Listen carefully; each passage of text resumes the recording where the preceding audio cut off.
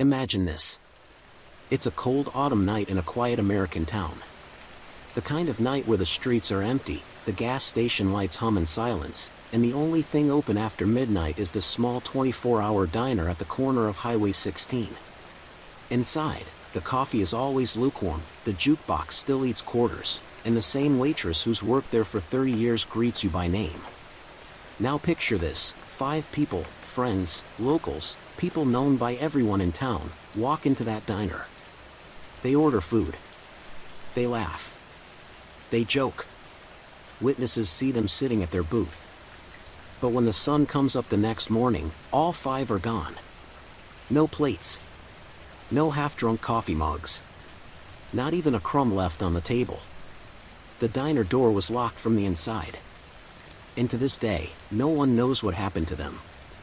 If stories like this grip you, the ones buried in mystery, dripping with suspense, the ones that leave you staring at the ceiling at night wondering how something like this could ever be real, then stop right now, hit subscribe, and turn on notifications, because I always bring you the most chilling, the most unexplained, and the most unforgettable stories you've never heard.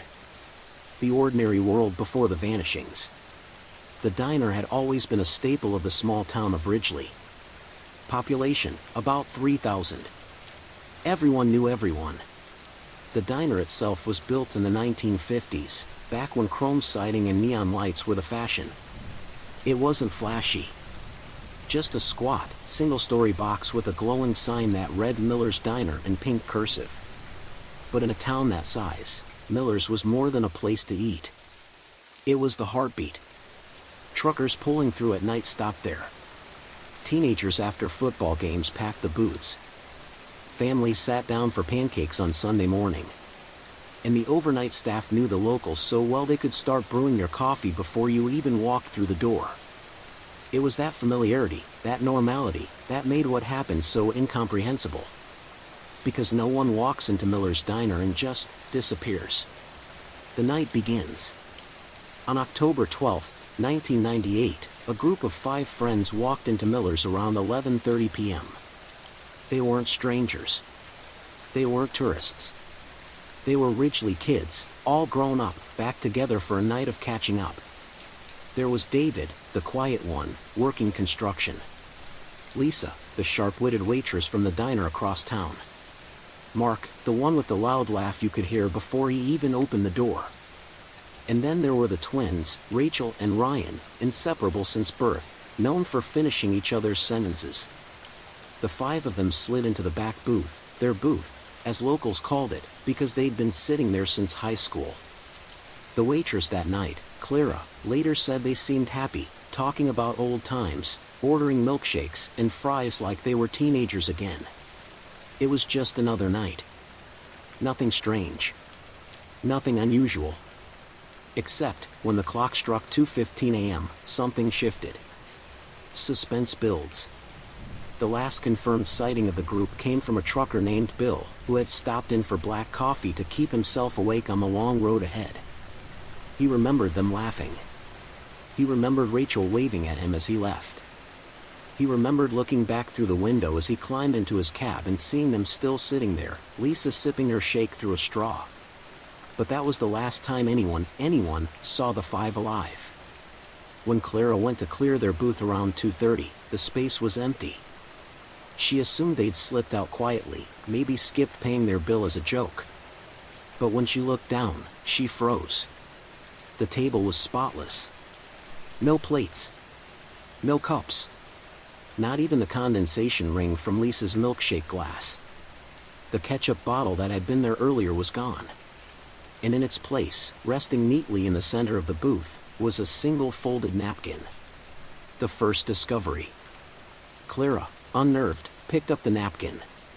It was blank. No writing. No doodles. Just folded. She looked around the diner. The back door was locked. The front door, the only door, was still bolted from the inside.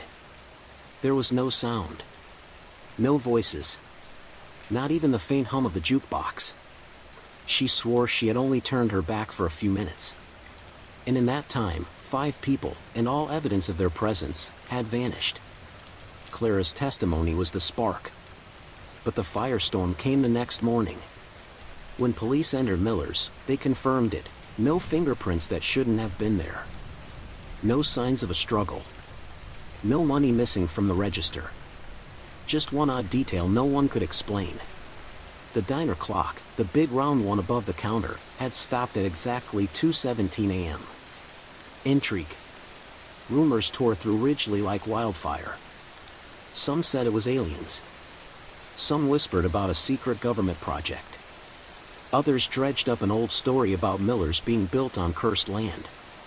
But for the families of David, Lisa, Mark, Rachel, and Ryan, there was no comfort in speculation. Their children had walked into a diner, and then into thin air. And as the investigation began, it quickly became clear, nothing about this case would ever make sense. If you think you know where this is going, if you're guessing simple foul play or some small-town cover-up, stick around.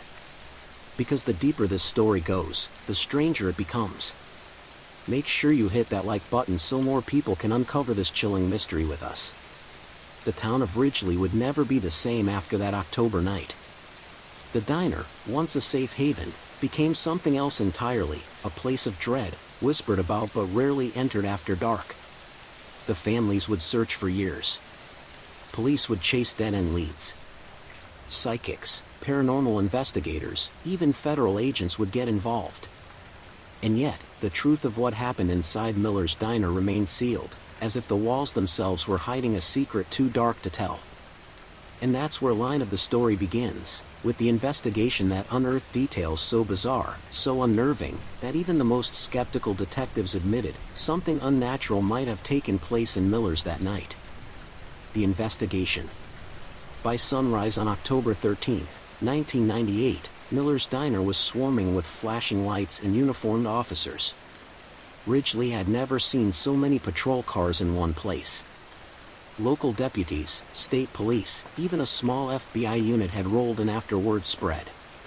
5 people had vanished inside a locked diner. It wasn't just the disappearance, it was how they disappeared. No broken windows. No sign of struggle. No evidence they had ever been there. And that napkin, sitting in the middle of their booth like some eerie calling card.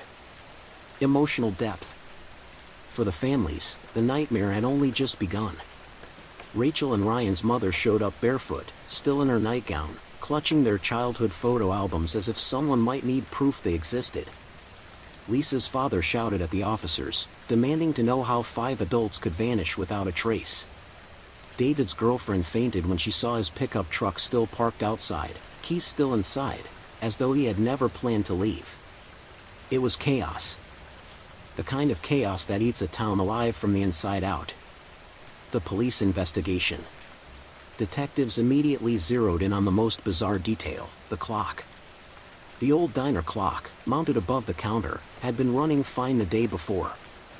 Clara swore she'd glanced at it dozens of times that night. But when investigators walked in, the hands were frozen at 2:17 a.m.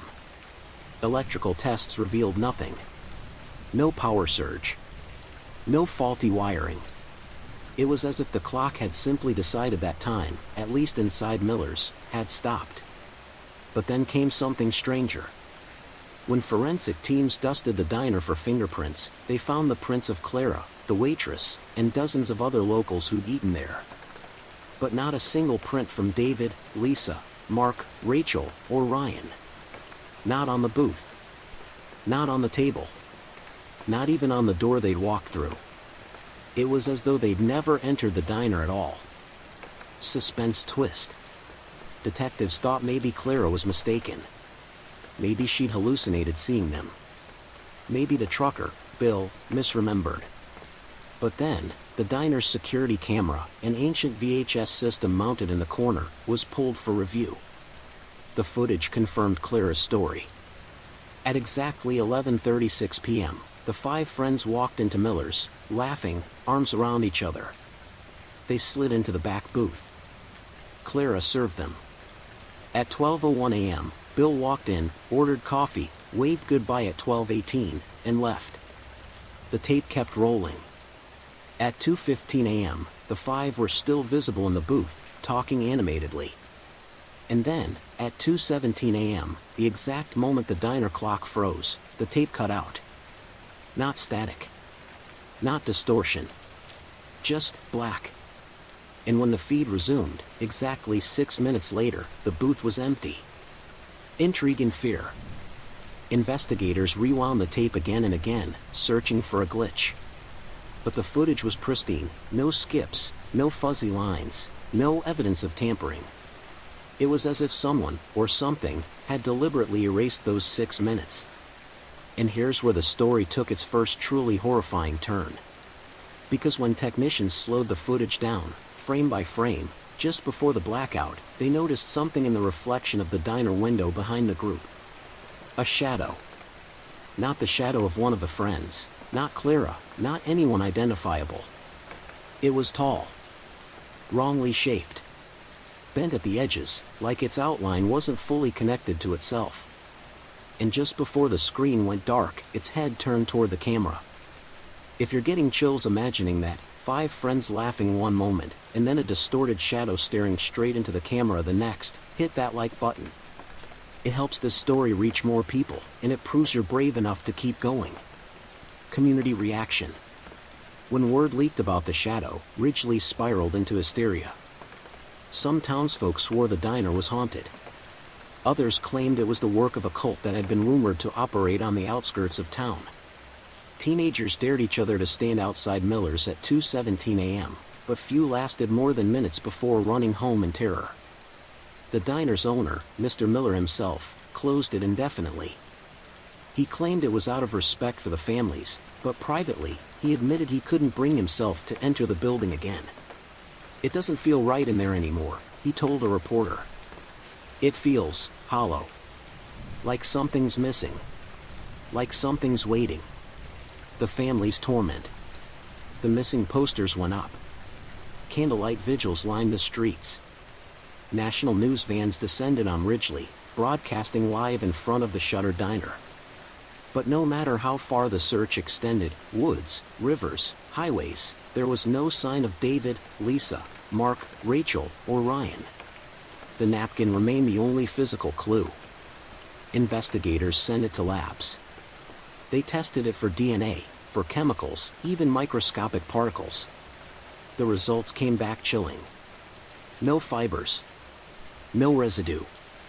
No ink. No trace of human touch. The napkin was perfectly sterile. As though it had never been touched by human hands at all. The growing fear. Weeks turned into months, and still, nothing. The case officially went cold. But Ridgely never recovered. People began moving away. The diner's parking lot became a magnet for ghost hunters and thrill seekers, each convinced they might capture the Ridgely vanishings on camera. But here's what no one could explain. Every year, on October 12th, just past 2 a.m., anyone standing outside Miller's swore they saw the same thing. A faint glow flickering inside the locked diner. And the sound of laughter, 5 voices, fading away into silence. By the end of the first year, the case had left police baffled, the families broken, and the town haunted. But as bizarre as the vanishings seemed, things were about to get much darker. A retired detective stumbled across evidence that had been overlooked, something hidden in plain sight, buried deep in Miller's history. And when he revealed it, the story of the 5 missing friends twisted into something far more terrifying than anyone in Ridgely could have imagined. The diner's dark history. By 2001, 3 years after the disappearance, Ridgely had quieted. The media frenzy had died down. Miller's diner sat abandoned, its neon sign flickering half-dead, the windows smeared with dust. People crossed the street rather than walk past it. The case was officially cold. Files boxed. Leads exhausted. The families still gathered each October, lighting candles at the diner's door. But for the police, it was over. All except for one man. Detective Harold Klein, retired, 61 years old, still haunted by the case. He had worked the scene in '98, interviewed Clara, studied the grainy tape frame by frame. And something about it had never sat right with him. He couldn't let it go. While others moved on, Harold became obsessed. And his obsession led him somewhere no one else had bothered to look, into the diner's past. The first clue. The first strange detail came from county property records. Miller's Diner wasn't the first building to stand on that patch of land. In fact, 3 different businesses had stood there since the 1920s. Each one had closed abruptly. A pharmacy in 1927. A hardware store in 1949. A short-lived diner in 1962. Every closure followed the same pattern, whispers of disappearances. Customers who entered but were never seen again. But in every case, the disappearances were chalked up to rumor. Nothing proven. No bodies ever found. Until Miller's, when 5 people vanished at once. Suspense builds. Harold dug deeper. He spoke with the town's oldest residents, people in their 90s, who still remembered the first diner that had once stood there. One woman, almost blind, told him they never should have built anything on that land. It was cursed from the start. When he pressed her, she refused to say more. Just clutched her rosary and whispered, "It takes them. Every few years. It takes them back." Harold's blood ran cold. The forgotten incident. Through archives, Harold discovered something shocking. In 1962, a nearly identical case had occurred. 2 teenagers had vanished while sitting in a booth at Red's Diner, which occupied the building before Miller's. They'd been seen laughing, sharing a slice of pie, and then, gone. The case went nowhere. The owner shut down the diner within a year. And the story faded into local legend. But there was one more detail buried in the archives. The last surviving police report from that case mentioned an object found on the table where the teenagers had been sitting. A folded napkin. Sterile. Untouched. Exactly like the one found at Miller's in 1998. Emotional depth.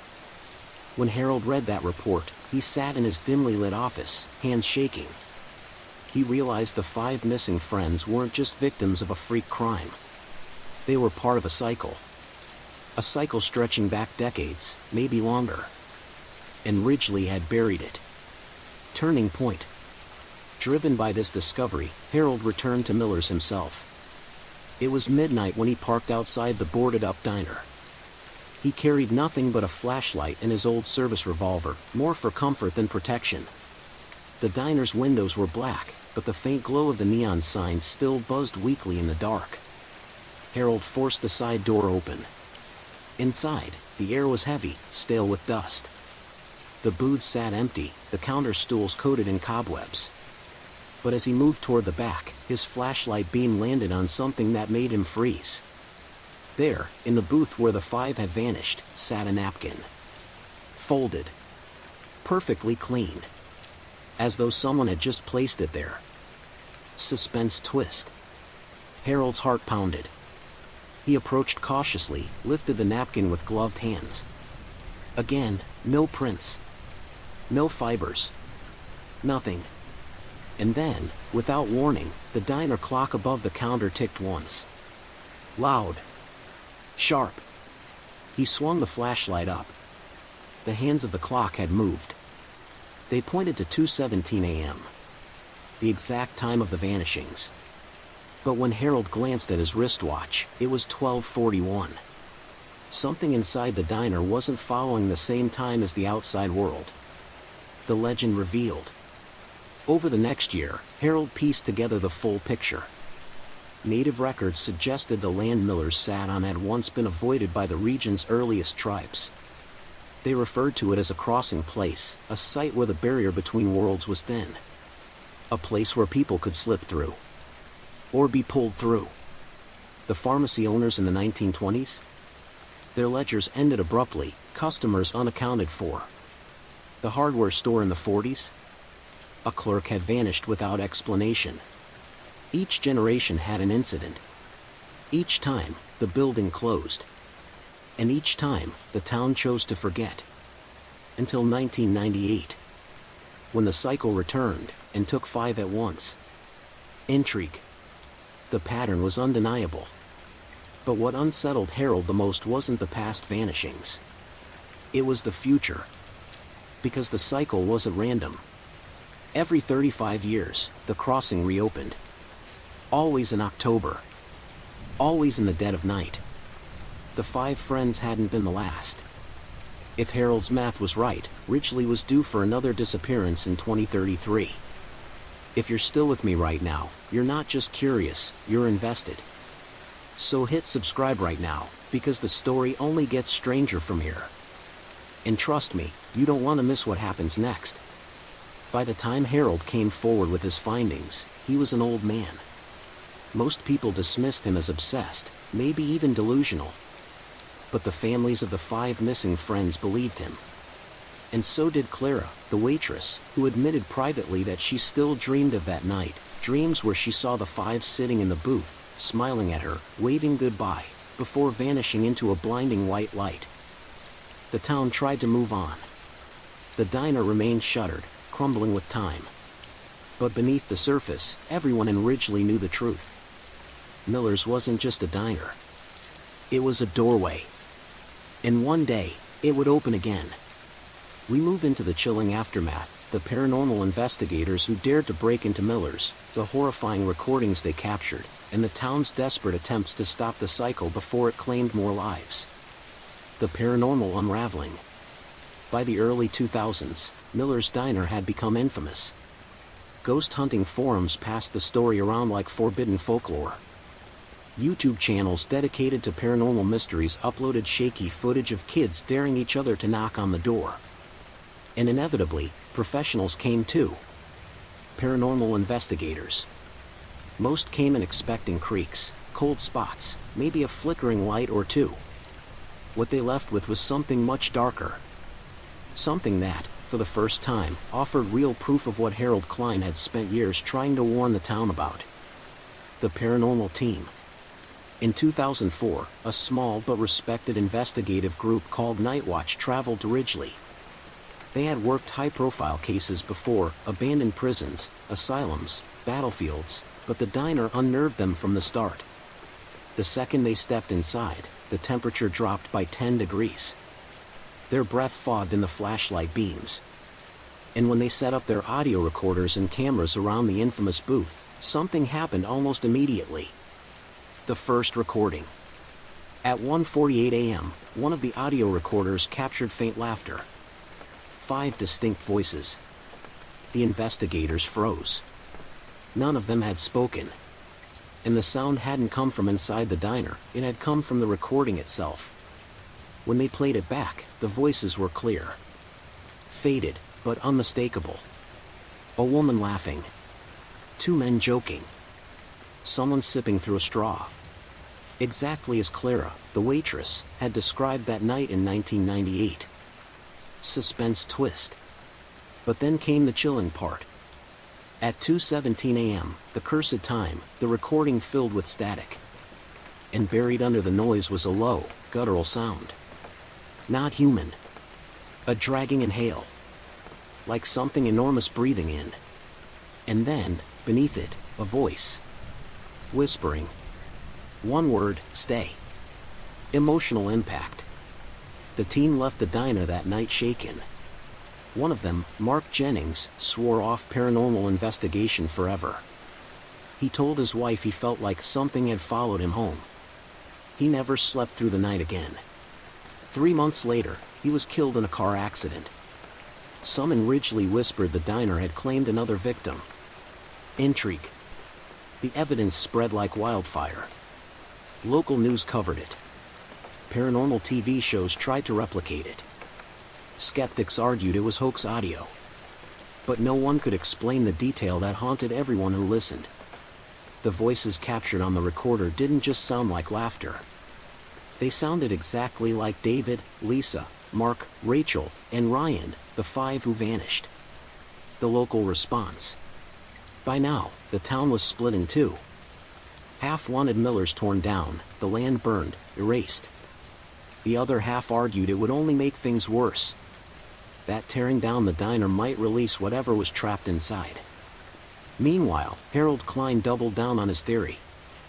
He argued Miller's wasn't just haunted, it was a crossing point. A thin place between our world and something else. In every few decades, it opened wide enough to consume whoever happened to be inside. The napkin was at random. It was a calling card. A marker. A reminder that the cycle had begun again. Suspense built, the experiment. In 2010, another team, less professional and more reckless, broke into the diner. They weren't investigators, they were thrill seekers with cheap cameras. Their footage was never meant to be public. But one of them leaked it online years later, and it became infamous. The video shows three young men laughing nervously as they sit in the booth. They mimic the missing five, pretending to order milkshakes. At 2:14 a.m., one of them says, "Maybe we'll vanish too." Everyone laughs. At 2:17, the camera glitches. The lights flicker. A shadow slides across the booth wall, though no one is moving. And then, all three men stop laughing at once. Their faces drop. And in unison, they all turn toward the camera. Their mouths open. And the video cuts. Emotional reaction.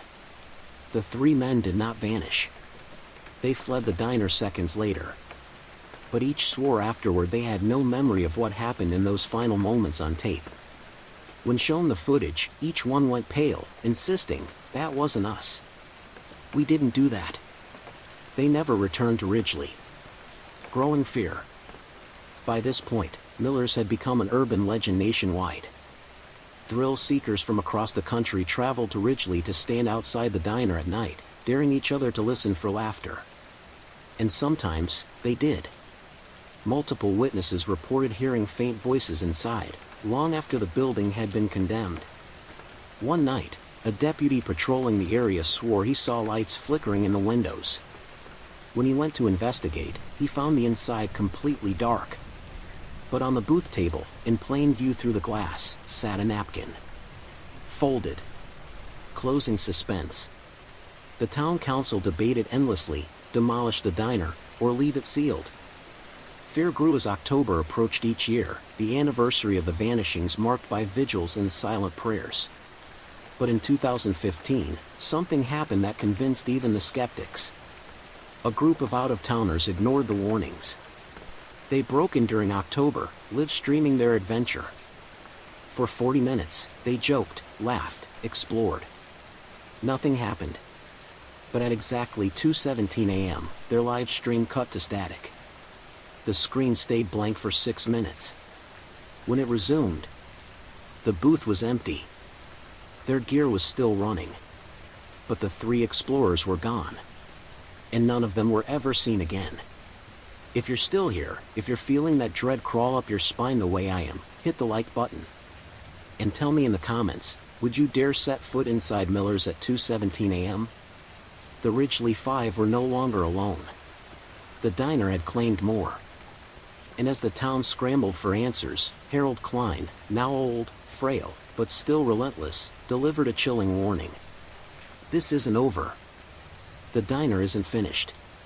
And when the next cycle comes, it won't just take five. It will take everyone inside.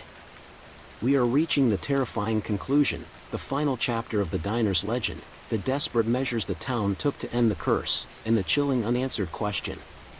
Is the doorway truly closed, or has it only just begun to open? The final reckoning.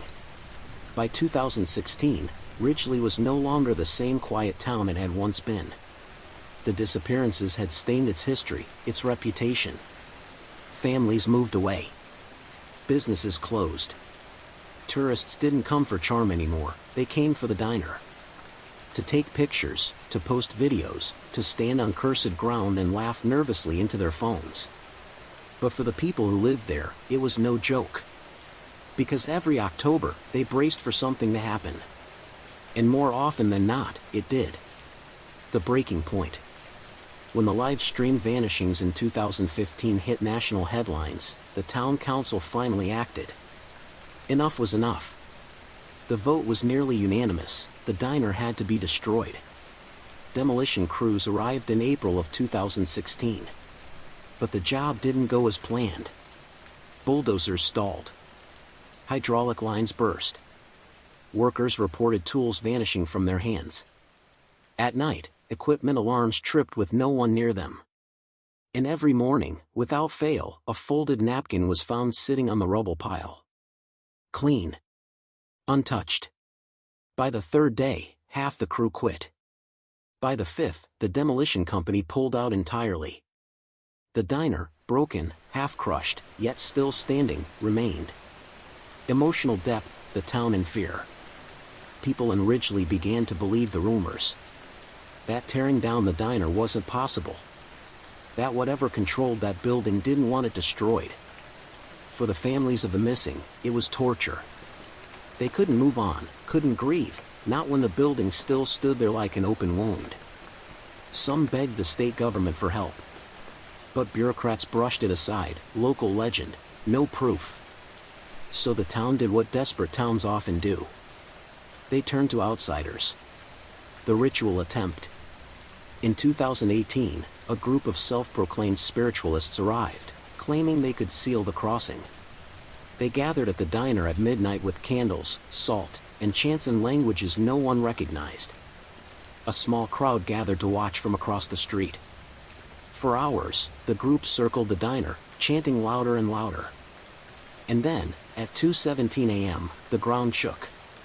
The diner's neon sign flickered back to life for the first time in decades, glowing blood red instead of pink.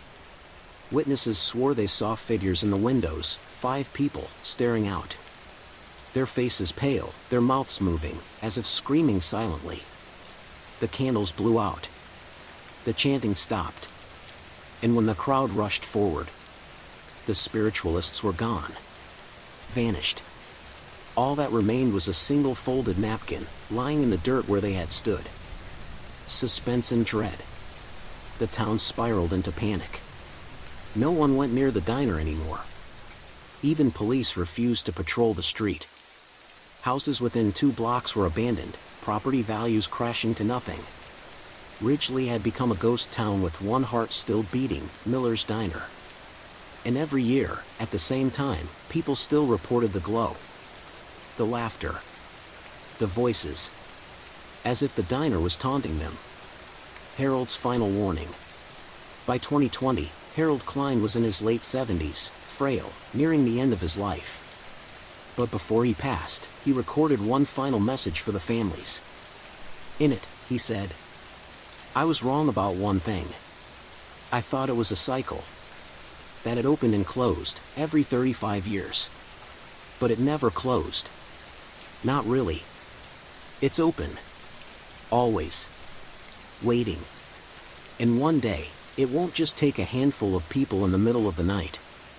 One day, it'll take all of us." He died just months later. The present. Today, the diner still stands. Boarded up, sagging with age, surrounded by weeds.